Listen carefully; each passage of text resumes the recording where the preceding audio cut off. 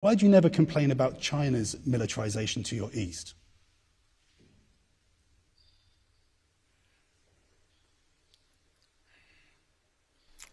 The first thing I want to say is that over the last few years, the last few decades, we have developed a strategic partnership relationship between Russia and China that previously had not been achieved in the history of our two nations.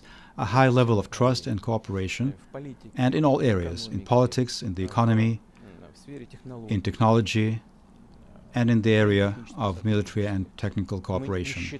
We do not believe that China is a threat to us. That's one. China is a friendly nation. It has not declared us an enemy, as the United States has done. China hasn't been... Don't you know anything about this? So that's number one. Number two is that China is a huge, powerful country, 1.5 billion people. In terms of purchasing power parity, the Chinese economy has exceeded the size of the US economy. And in terms of trade, for the previous year, last year, China tied Europe for the first place, whereas the US dropped to the second position. Do you know about this? China has been developing, and I understand that what's beginning to happen is a certain kind of confrontation with China. Everybody understands it. We can see it. Why hide from this or be scared by these issues? However, we're not alarmed by it, including, among other things, the fact that our defense sufficiency, as we call it, is at a very high level, including because of this.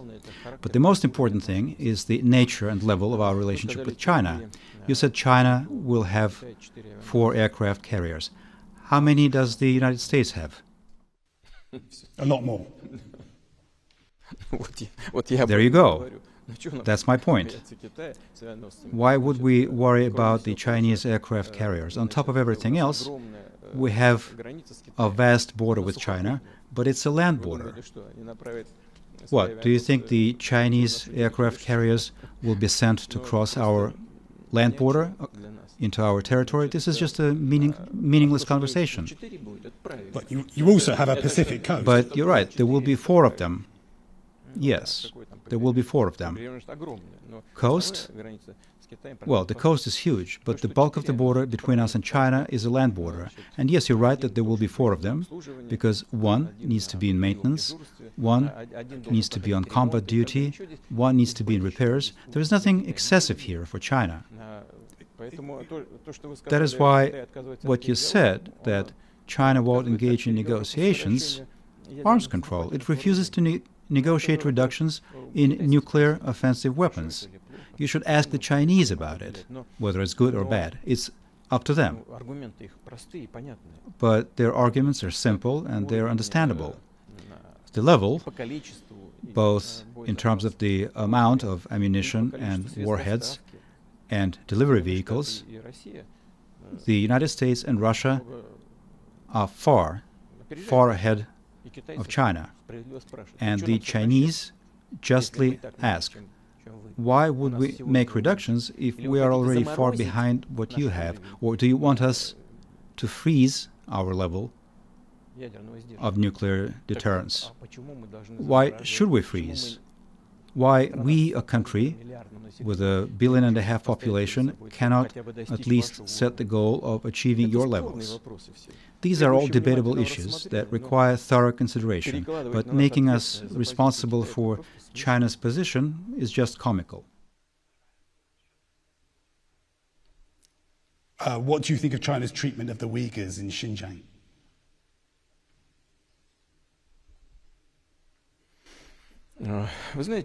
You know, I have met certain Uyghurs.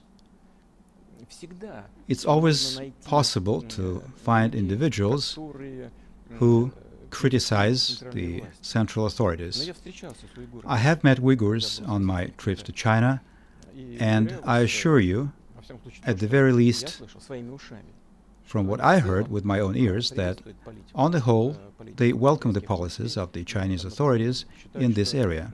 They believe that China has done a great deal for people who live in this part of the country from the perspective of the economy, raising the cultural level, and so on and so forth. So why should I offer assessments looking at the situation from outside? Indeed.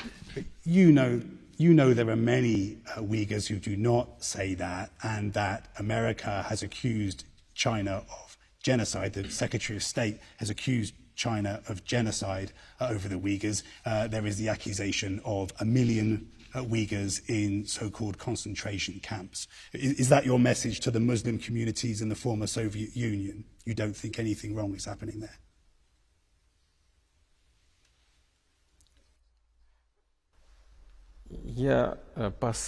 As far as the Muslim community in Russia, I need to give a message to it through the policies of the Russian authorities vis-à-vis Muslims in the Russian Federation. That is how I need to give my message to the Muslim community in the Russian Federation. Russia is an observer in the Organization of Islamic Conference. About 10% of our population, perhaps a little more, are Muslims. They are citizens of the Russian Federation who do not have another fatherland. They are making a colossal contribution to the development of this country, and that pertains to both clerics and ordinary citizens. Why should I speak to and build a relationship with this segment of our population by reference to the situation in China without understanding thoroughly what is happening there? I think you're better off asking about all these problems the foreign minister of the Chinese People's Republic or the State Department. It's just a question of whether you are prepared to criticize China. China, for example, abstained on Crimea at the Security Council. China's biggest banks have not contravened American sanctions against Russia. Do you think you get 100% support from China?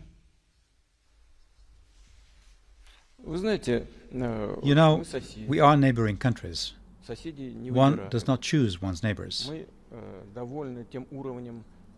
We are pleased with the level of our relationship, which, as I said, is unprecedentedly high, as it has evolved over the last few decades, and we cherish it, just like our Chinese friends cherish it, which we can see. Why are you trying to drag us into some kind of issues that you evaluate as you see fit for building your relationship with China? I will tell you completely honestly. Can I be completely honest? Please, yeah. We can see attempts at destroying the relationship between Russia and China. We can see that those attempts are being made in practical policies. And your questions, too, have to do with that. I have set forth my position for you. I believe that this is sufficient, and I am confident that the Chinese leadership, being aware of the totality of these matters, including the part of their population who are Uyghurs, will find the necessary solution to make sure that the situation remains stable and benefits the entire multi-million-strong Chinese people, including its Uyghur part. You understand, of course. I'm just trying to question you about Russia's position in relation to China and the United States. Let me ask you in a different way. Are you splitting off from the US space program and moving forward with China? No. Why would you say that? We are prepared to work with the US in space, and I think recently the head of NASA said that he could not imagine development of space programs without its partnership with Russia. We welcome this statement, and I'll just explain. because the head of the Russia Space Agency has threatened leaving the International Space Program in 2025 and specifically talked about sanctions in relation to that threat. Well, honestly, I do not think that Mr. Rogozin, which is the name of the head of Roscosmos, has threatened anyone in this regard. I've known him for many years, and I know that he is a supporter of expanding the relationship with the United States in this area, in space. Recently, as I said, the head of NASA spoke in the same vein, and I personally fully support this, and we have been working with great pleasure all of these years, and we're prepared to continue to work.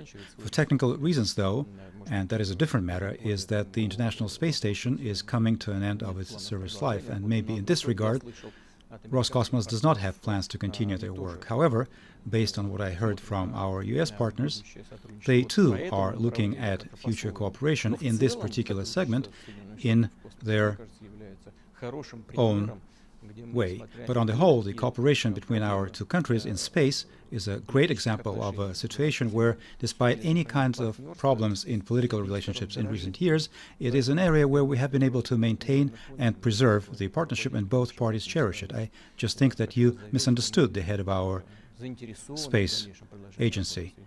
We are interested, and I assure you, in continuing to work with the U.S. in this direction, and we will continue to do so if our U.S. partners don't refuse to do that. It doesn't mean that we need to work exclusively with the U.S.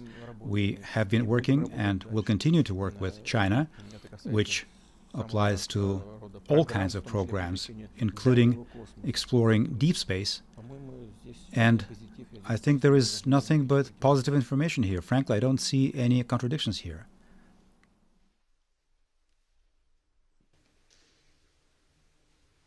Let me ask you one more way, just to understand the relationship between China, Russia, and America. If the People's Liberation Army made a move on Taiwan, how would Russia respond to that?